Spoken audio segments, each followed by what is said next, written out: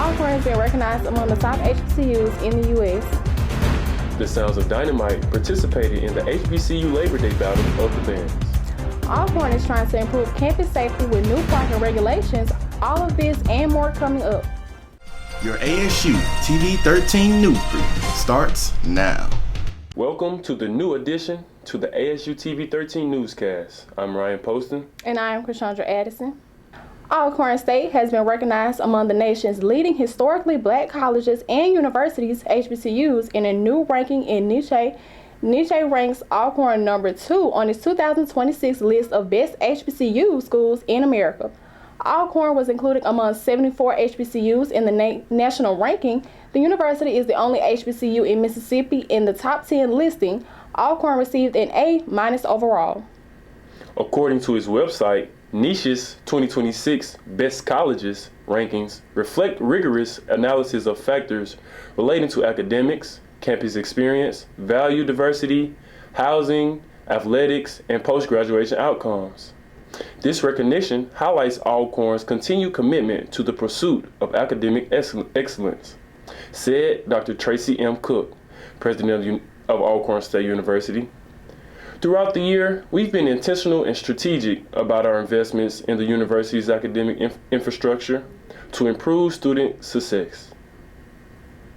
Are you interested in learning a new language? Alcorn State University proudly welcomes 2 new Fulbright foreign language teaching assistants to campus. Felipe Pereira Machado from Brazil will teach Portuguese, and Juting Hasso from Taiwan will teach Mandarin Chinese. Their arrival expands our language offerings and provides our campus community with unique opportunities to learn and engage with global cultures.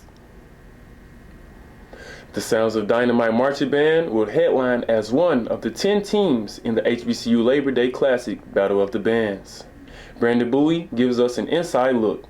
The Alcorn State Sounds of Dynamite Marching Band will be one of 10 teams to compete in the HBCU Labor Day Classic Battle of the Bands on Sunday, August 31st, 2025 in Jackson, Mississippi.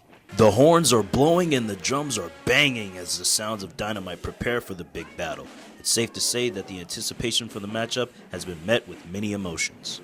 For the Battle of the Bands, Labor Day Classic, there's a lot of emotions. I'm excited, I'm nervous, I'm just ready though. That's the main thing, I'm ready. Loaded with a good amount of new faces, the SOD has fully taken on the challenge of making sure that everyone adjusts to the Alcorn culture. They're still getting used to it, but it takes time. Alcorn has a very specific style. It's very different, so some people just really don't know.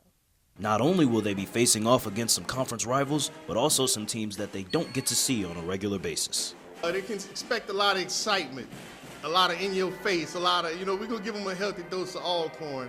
And, I'm excited to see the other groups as well. Some are in-conference rivals, and some, we're not used to seeing on a regular basis. So I'm excited to see the bands as well, but they need to know that, look, hey, we coming.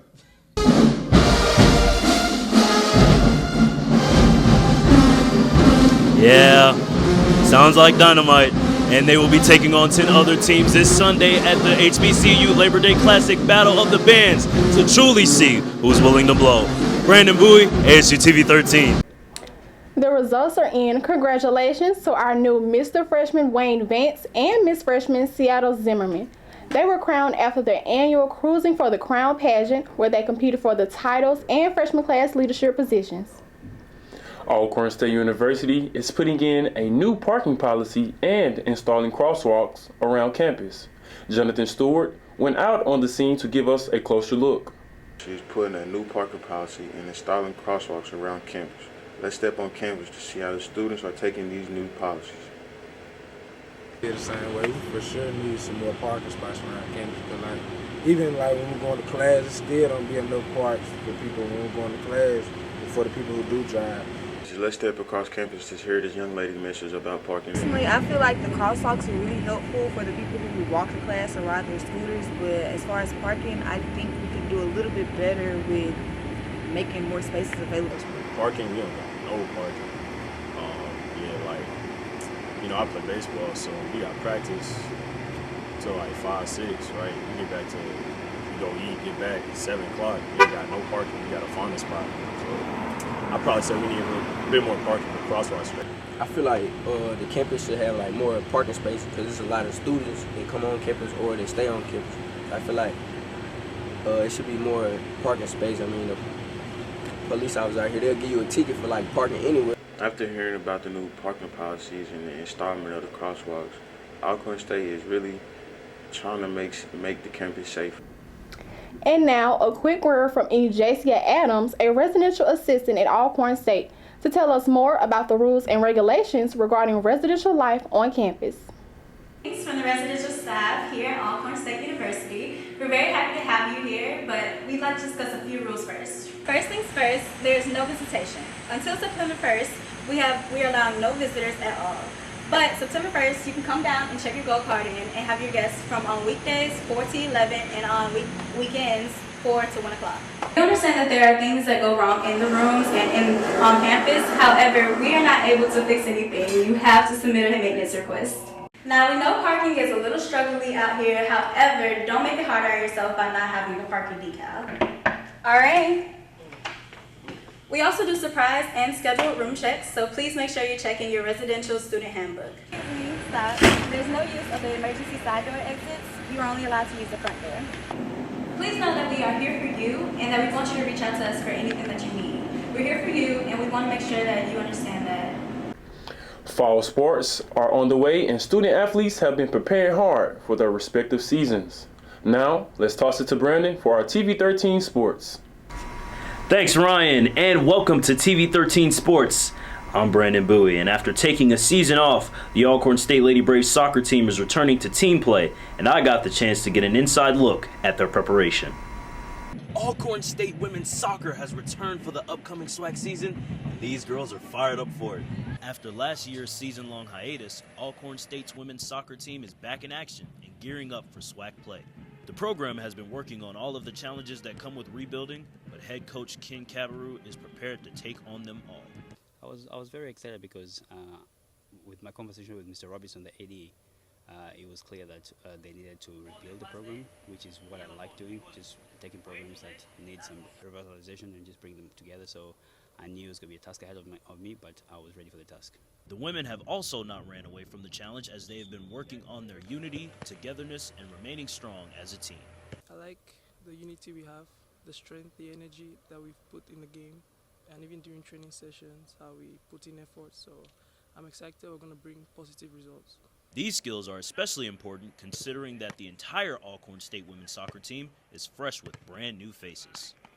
It's more of the key thing for us was just trying to bring the closeness together just because we have 20-something new players. All of them are brand new. So I think for us it wasn't more the soccer part, it was more the family part in terms of, hey, how can we all get together and go towards this goal of trying to compete for the SWAC.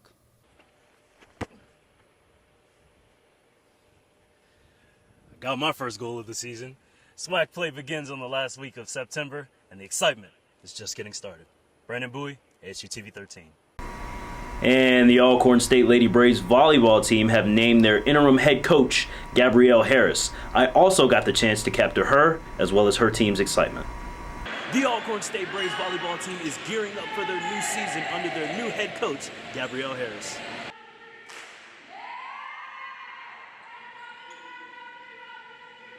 The new volleyball season is here, and Alcorn's new head coach has been named. Gabrielle Harris has taken the reins over as HC, and when she found out the news, it was nothing short of pure joy.